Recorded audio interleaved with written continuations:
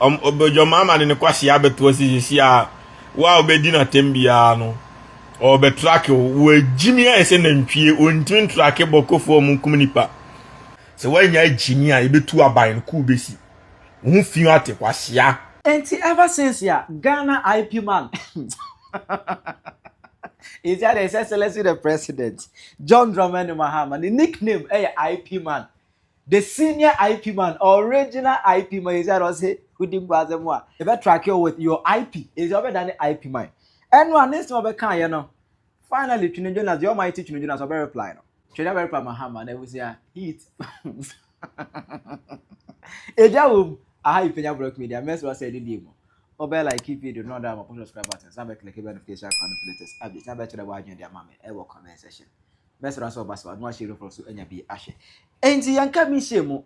2 days ago, Anna Mahama meets His Excellency the President John Mahama, or having the first encounter with the media after assuming office as a president under the 9th Parliament, or having the first encounter with the media, the press. Now, Honor and or addressing near my baby. Now, they go Penyah 2-1. And no, like offer a whole lot of conversation about media. The issue of hate speech, social media regulation. Mahama per se or regulate social media. No, nothing. No, to me, clear the space or ensure sanity on the media. And which now, no more mugu media passes some hate comments near the other threat amount for the dia tell me the other no or be track you or location using your IP, your internet protocol. Is Mahama ever than IP man? And the James said, or be track with your IP. No, now IP or track you here. Never chill. We make sure say, Yadu Bejina Ascendibia, Emranu Bedi, Emranu dia obed them. What else here? Obed them. Emma, because as Mahama a Canadian, said, as why a hypocrite. If we say, you know, will chrome her, and they go for the government. Captain Smart, Eddie Atem, I a chain no. And this is for your demonstration against that. SA Akufo-Addo is trying to silence the media. It's no more entities. A demonstration against that. See Captain Smart. If you try to Akufo-Addo chill no. And it's for your demonstration. Meaning say that time now Akufo-Addo wanted to put a stop to all these hate speeches. Any other, but any is for entities. Am I even done crying opposition? Semi Jemfi na no chabe. The dear Akufo-Addo say Akufo-Addo is small boy. You have a president who has demonstrated even in recent time that he lacks the mental capacity, the mental intelligence to govern. When you say the president lacks the mental capacity and intelligence to govern, you know what our constitution says? You're a lawyer. Yeah. But me gonna say Jemmy for me anya share. What I say? Frema show. Eke kan kwasea de kire gufa fa no hudie. Muse kin Nebukadnezar say, "Wo yade am ye de na kwa yaresabia." Sa na kin Nebukadnezar ye mo wuto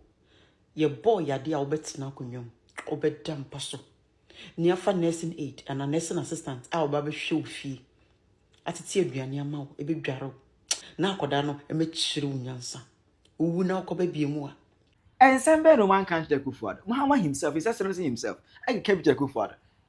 Name him Machem Mafia. I say, Achem Sakawa boys. And Yasi Mukuma. You can't see me, but now, His Excellency said, now better than IP man. Better than the Ghana version of IP man. Who dare go about track with your IP. Robert what? Now, any more, Anna Twene Jonas, I will reply. John Mahama na mebe ni hu adwuma matise esiano oni ni nua Ibrahim Mahama omu pese omu wia black voter minds no enti omu nimse nkofo beka ho asem ti omu de John Mahama ne kwasea beto asisi a wa obedi na tembia no o be track wo jimi a ese nantwie ontimi track bokofo mu kumnipa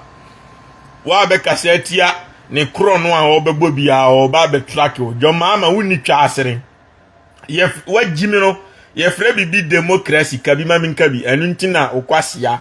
tema na Akufo-Addo ti so otua sika ma Kevin Taylor aboa se oni na tema no pa tu anwumre oni asante hene mo atema obia ma mechi Kevin Taylor no die ntia because ye wo democracy wo Ghana ho ye friend kabi ma minka bi enti se okoso jimi na mechi obi na abra wontimi nyuzu police ni nkwachi criminal ye be yeku atu meme plan ku data me de baba betu social media se wanyai amfa police na anchi criminal na wanya jimi se mo ya kromfo nti obi mu kowia de na obi ka ho asema ye be ba abechi innocent person no ti ba bi no na de ono akum nipa criminal na mo no ko free se wanya engineer e betu aban ku besi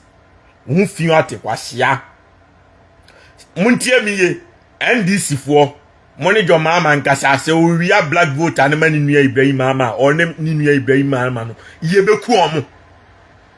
obi amewia hwe the same way akofo ado ntimi awia omanya japade no mesi 2015 mu wia Ghana Bauxite Limited ele ma unua Ibrahim Mahama emfa so be na Ghana anya private jet no di Bauxite ni sika nyina akoto no de live luxury life na Ghana fo ne bre ntimu mewia black voter mines ne nka ho anya adwuma ne nkoye adwuma kina nya sa John Mahama be wie be ku omo simple ena sa o jimi ne ena ye ba be ye den ye ba be tracking kofo mu di matem John Mahama woni twasere me na me se Ghana fo ni watem otum kwasea usura atem ni dia enka ukoye den ukotia bribe ema jejefo ajimi fo so munyai Kevin Taylor no nko free hu fi atu woni twasere me di ka be ka asem wi 2 months and sana Kevin Taylor abuan kura free America abaga obi ko NDC fo na ne ka chem no mu obesu wajimi no mo afrem ka chem say o plan say o de Kevin Taylor beba no ama yo mas kwashi court case na da no so nyina me be ka kire Ghana fo no obi enkofo bibiri NDC fo ajimi fo no class me boa yo mama ontimi malu sa me sa ampani ampawa malu ameye o the national security fo na guide Kevin Taylor aboa no enti wo de mama hu say o do kwasea say okochi obi a woti ba bi di wa tema na wo di ubana ni nanim se kusie no ana wo yire na ani to se mapuka wo yire na ani to se chechekule wo mama hu say o do kwasea say police nkochi obi se ada na yentu a NDC aban na hu fin kwasea wo badi ase na be kan wo se o ba be ye o man yi wa ma se mo ba be wi bibia ma na wabusianfo hu fin ati Jimmy John Mahama woni twasere kwasea bi ba ti se o na ntwie mu stop man ena ma hu so de ne kwasea betena wo se ono America Africa fo a Trump deport o nyina ono beji o mo Ghana kwasea latafo a waji o mo Ghana mu kumni pa no o mu kura watimi ya solve se problem wo de ma mi hu so de kwasea kwaje foreigners bia begu Ghana o abra boko fo ntafo nkwasea fo kumni pa ama o mo te boko mantamu nyina dwane ko Cote d'Ivoire o mo ye refugee wo Cote d'Ivoire enti Ghana fo ye refugee wo Cote d'Ivoire wo kwasea mpanyi John Mahama wa mamuo so na wo kwa akwaje foreigner edi ababi gu abet die taxpayers money abeto aduane amomadi na wajimi on John Mahama ubewu o aden wajimi na ka se Akufo-Addo na Akufo-Addo de na ejoko ubewu o wajimi on o pass say sika koma foreigner bi abra wunye skantua na esefo ni teacher fo mo strike ka ubewu de John Mahama memo obi abeku me de time beto so me ka kire o so wajimi a o pa we ye bema sisa taxpayers money emfa nkoma teacher fo no ana nurse fo no na fa koma se wo de koma Africa ni bi se wo ye deport no na ni krom wo ho ni krom mpanyin ntimenye no wo na ade kwase abaji obi na ebehwe de ebesi wo Ghana mema obi aku obi ntimi nkasa wo Ghana wo se wo so Jimmy a mu fi ate Jimmy fo asia teacher fo ye ntwa omuka Jimmy wonim so Jimmy a de ntina me to abama wo kwasia nurse fo ye ntwa omuka e de ntina asese sika akoma abra Ghana fo ye refugee ntafo mo na mu omu free krom omu ye refugee e wo Cote d'Ivoire Ghanaians are refugees e wo kwasea wa mamuo so wo de mamu so obi adu atem na wo se ye nkosoma police wo de ayi no abronya no me mama soldier fo no me ya ma musika omu be kuma hama ye kuatu no uni ma ja abroye no nko ni baabi yasa ubewu ye be ma soldier fo ni sika mo ma ye kuatu ja no nko ni baabi Kevin Taylor di atem ko free abronye onka ahwe o se munku ofo trete so mbeku afenyo markets monchi omo asema anipa we kai no ne boni ni se ya enkoche no Jimmy fo unua Ibrahim Mahama oria black voter mines watch me ache no galamse master po MPP fo ham na galamse NDC fo unua Ibrahim Mahama na excavator na chama kutumu de sensuo wa Asante region unua Ibrahim Mahama na excavator na omde sensuo e wa Asante region master po na kwasea sa na stop galamse o stop galamse o stop MPP ni e se stop NDC ni se wanye ne sa wa etise de one stop ade no kra enti wa stop MPP fo no ajai NDC fo so munzensu a wo ye kwasea Uya kwasea John Mahama. Uya kwasea. Me se me threateníng mo sa ebeji mo nsem se mo ball pass Kevin Taylor aboa no me dada nkofo zo be deport me. Ebeji mo nsem na mo nyimi ya mo nyem mo ade o man di Twene Jonas. Mo ni mi be di agro. Me se Ibrahim Mahama mo ntie me ye. O mo be ko opposition abra mo nyu ya black voter no. Nya sa ye be ye John Mahama ye obedi kuna ate se de ai odobroni Ewire lodina kwasea ba na obedi kuna ate se de odobroni ene akosi asewa edi kuna no se wagimi ya muka se bagimi mre na twam mu ya hwe mu wi a box site no eye akesisem na mdiska ne be muntime mfa nya hwe mu agana no abusia ba ko meyeye na o man ni nyina ebre se agimi ni atra Abakucho say Mahama said he will use your phone IP address to arrest you and track you and arrest you.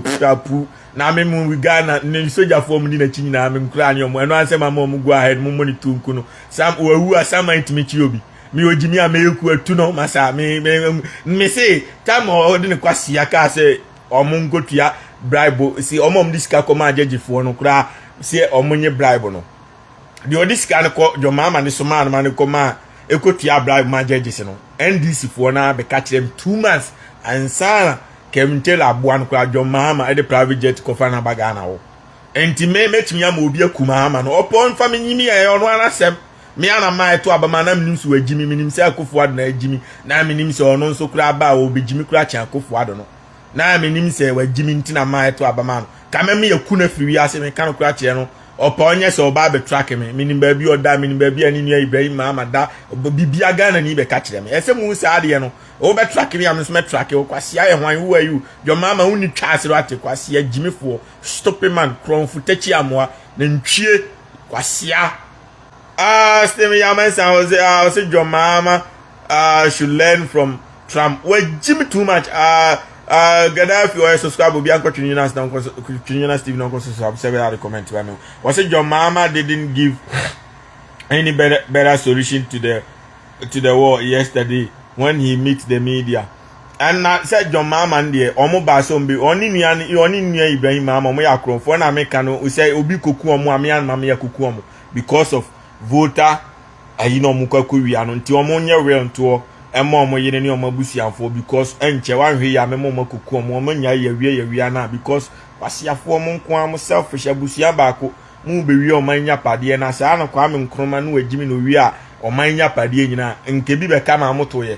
kwa me nkroma na busianfo ti atakwa me dem aden na mo nko ade magimi mu twi private jet eche se wo unua Ibrahim Mahama wa wie a omo sika be $7 million buo enu nti na otimi top private jet efuwe private jet etna private jet mu de nante ti se di odi agro na enkurati nuase won a school for nsuo to ade se epon e ka akonye tutu accident kum nipa na mo ni nyina anso mu di mu sen be wia black voter na kan kwasea na de mama yan kokum kura nanga na be ade asoja for nso mu ni ba bia mo nyina am da mo ne guide mo apu mema ma she max abe kum anajo stop people wo de mo ni ma mo nya ya wia no mo forget it and I bet trusting you bet using your IP address abechi no kwasea who are you John Mahama only trust what kwasea nyame na mse nto aba mo anka wo ye hwan abewi ni election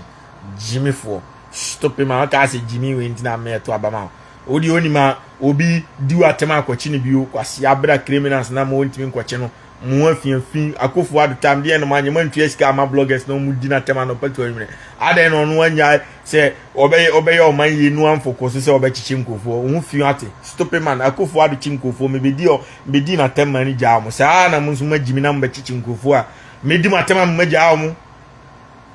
mo pe obi achi na mo nkwachi criminals am robbers about time ye kum nipa no pa wi anwumre no omo na ese mu use police ni soldier for no kwachi omo nya obi ono tewa odi matem se mu nsuya nyansa kwasiafo stop people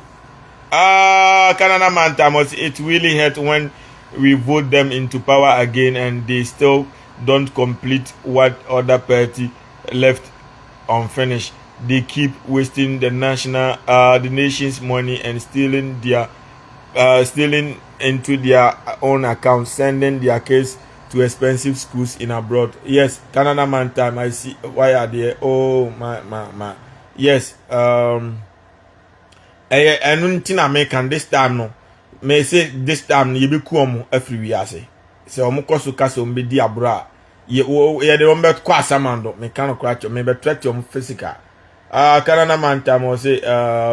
I send stars 220 stars, thank you, I appreciate you. And this time no me kan okra check your mama no obi ansuro na anya hunu ano me ba bi wi o man da fade enti ma me ni kan fa hunu na show mo say ye be tracking kofo o kan say akwase asem we hunti wagimi kwase ama mpanyin o tracking kofo na to abama o e do betena o jimi fo enti say omo problem I say omo complain problem no na o be solve hu fiate enya fear na be put into the people kwase jimi stop man you see obi suro on wa jimi ayi so dwan no to police for ntimi ntuomka soldier for ntimi ntuomka me yes me be ku be me message send message ye ne na me betuma kuna mampa na me so montom was stay me amansa I said they haven't released abronya yet and na make am so koso ekipu abronya abra kwase yampanyini a onu gina so beku afenyo markings no onu na mo free ono asi obeku afenyo market so ye NDC ni ona mofi na abronye na ono no se mo nkwachi sa akwasea no ono mom no makwachi no mo ye mwa anti John Mahama no mo nka no kranche no obi si atamu ka munni twasere tamben NDC for mo tam na beba 4 years ye beto abana tiamo mema malusu mu wiam se de mbe lusu because enya nkwase asem se ntinye to abama mo ya nto aba ma mo se momra na mmehunhuna Ghana fo ye to aba mam se momra na momme solve my problem ye to aba mam se mommetwa D11 E11 mobile na modi D11 aba na mu wiaye ndi aba na ye to na ye sisa akofo because of the E11 wiaye no mobile makofa D11 di wiaye nti momo ya kronfo kra che omo enti di enti na ye muase ye to aba ze ye mpembi before become ya kronfo di E11 wiaye mo se magimi makofa D11 aba muwa what is the difference ye to aba ma MP ade mako ade mo abase be am stop galamse mo ba ya mama unua Ibrahim Mahama na galamse no to the sense mo asen ko wia voter minds black voter minds class ade amamu nua Ibrahim Mahama no so on same so Asante region ko say bi voter region say ba bia look at this Jimisem obi aye to abama mu amanu munam ye be your solution enu antina manso akrofomfo na me bo ma ba so no John Mahama esuma sojafo ni so omunko enko pam kromu ofo na ni nua Ibrahim Mahama first excavator nkotu galamse kromu ofo nso pam sojafo no waja se na Ghana soja no se John Mahama no soma mu jimi nsoma mamunko munsua nyansa munganya so frɛ ne ba ne ba na mepena dino no mepena na abɔ ne kuntrumogye no ɛne ne ba na ne ntisa bosomo de esika kwa boxing se onko akurofrom manso no onko bo asantefo no no ntu omfiri omkrom no omfa kuro ne mfimfin kwa galamse no aden no magimi sa John Mahama aden no wagimi sa Ghana sojafo no wa no aya me emuo mo kromu unim say kromu for kromu ko school da nim the impact on the mercury any chemical reaction no the mix galamsey no class there bi moya galamsey wo yemfu mabu ye kokoo nyina agu efie yeti aye no yensu amon betu ya frifie abaye galamsey okuro mfimfin sa de ye nte ase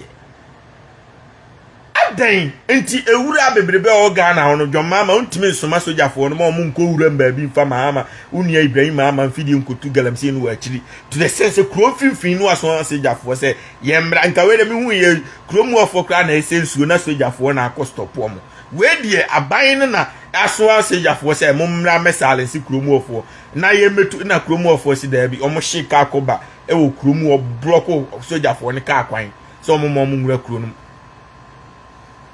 enti se me sremo se John Mahama ni nua Ibrahim Mahama nipa mienu ye problem o Ghana ombewu tina me ka kire Jos Debra no se omo so ye ai wonu aje abruwa ni adwuma wo ye vice president ka kire John Mahama ne se galamsey na wa ma NDC fo ye no ni nua Ibrahim Mahama no omo be ko opposition omo be ja bibia ye national property bia ho so omo di jimi kotwetu eskama media for na Twene Mahama Ibrahim Mahama watowe ya the same way amoba ya musmati oral team omo Gigi enyapade a MPP fo awia no saa na nyapade a Ibrahim Mahama ne Mahama awia nyina no mo beja no onya sa o mbewu mu esie omo obi antime nkasa Twene Jonas se obedi matem na Twene Jonas sefu amfa me ho meku Mahama no kronfo ye chi na ye bo no kunu ye de ko ba hyeniti ne ye kunu nti so omo ya kronfo a ebeku omo enti galamsey na ndisi fo ne ye no se John Mahama unnim na de sojafo bo wuro bi krom se sojafo no nko silence omo na unua Ibrahim Mahama metu galamsey biyo a san kwasea de ne koso biyo a ku besi me de mi hu ye aban na stop galamsey nya aban mom na stop krom ofo se montwe mo ne metu omo ba na omo de Ibrahim Mahama no e bad oba onfa na ni mu ma no de South Africa company bi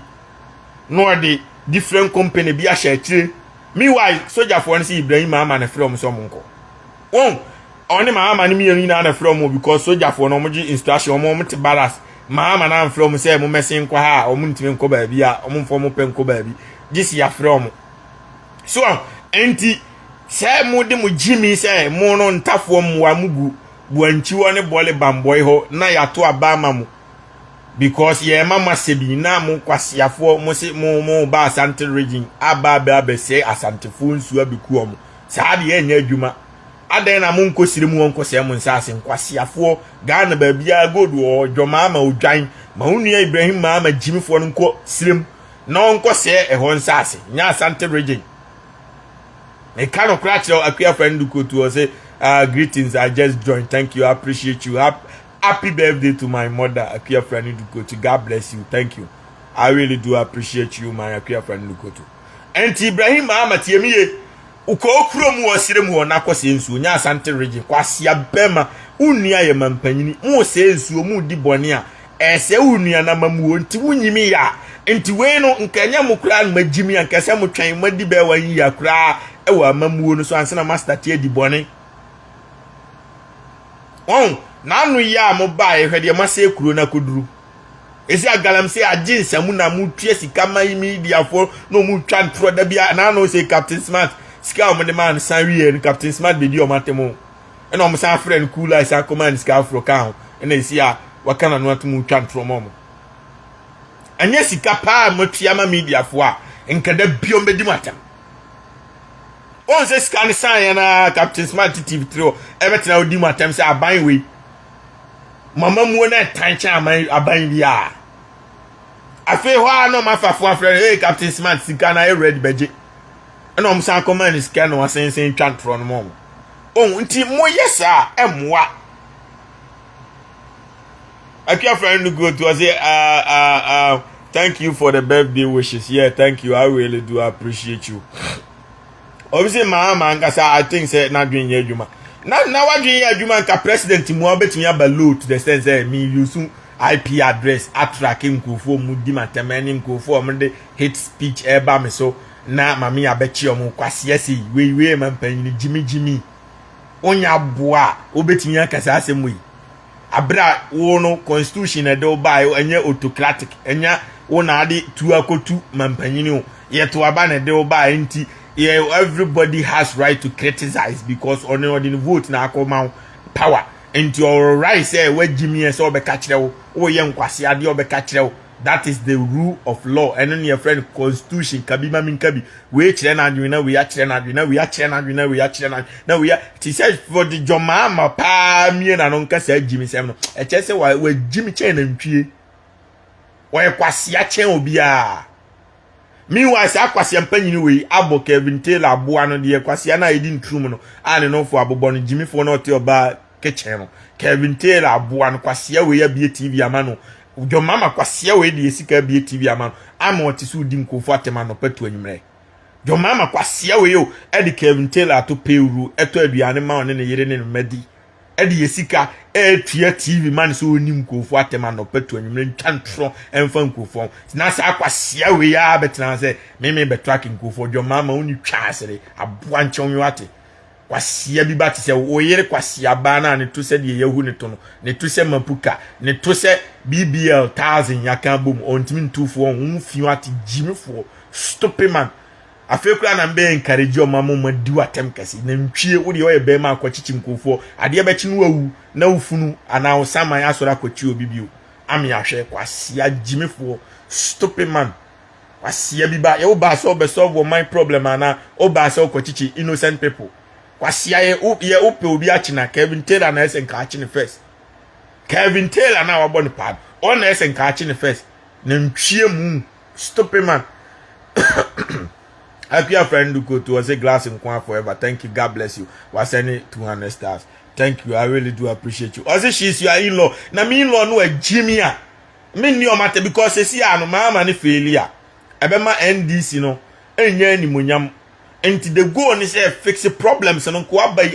energy ni nyina police ade hante abronya omtetare abronya eda ho a monam ngofu abronya ni mo fie search o modam no fasa energy no search bokofo no mkum nipa no na fa sa energy no search omo bo am robbers omo bo kwan so wi nipa na fa obi ehun say hey mampanyin we buy o man ni save obi anku obi a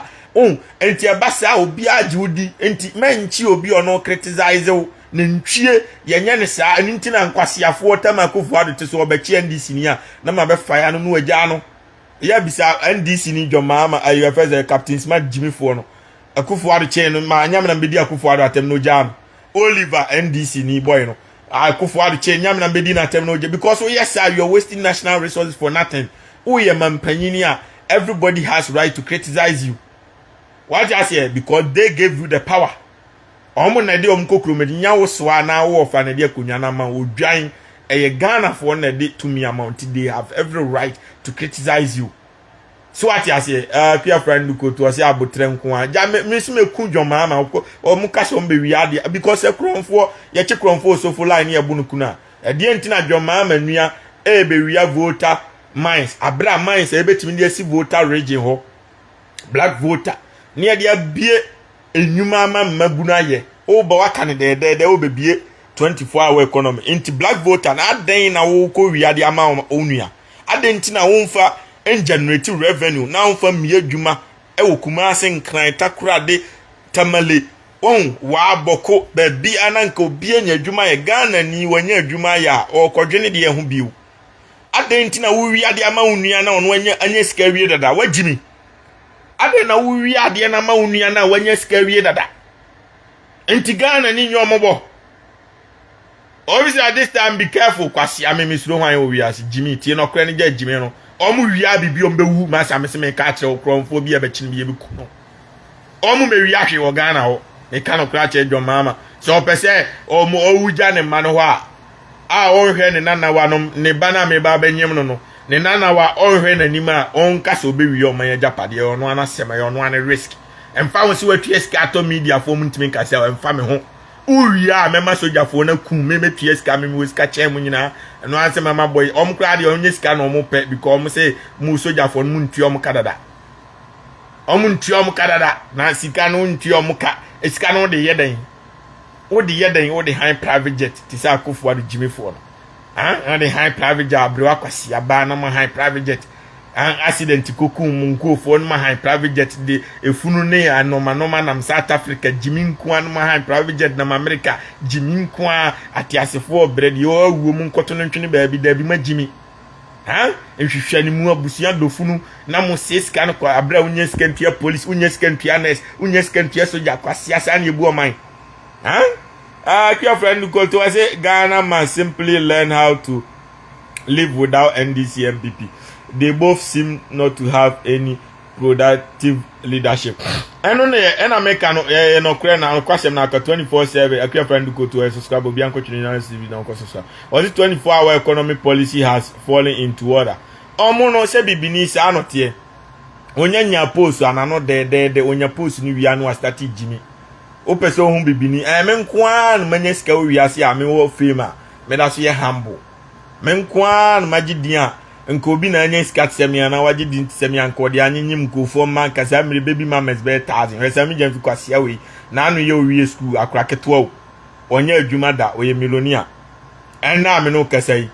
ni baby mamas buru 20 watuto fia ma obi a we islegon na sika no wasisa de akagu kam no de chekwa no mutu scan gu kwa meanwhile yenye scan tua teacher fo yenye scan tua nurse fo ti bibini no person hu ne character ma ni nya sika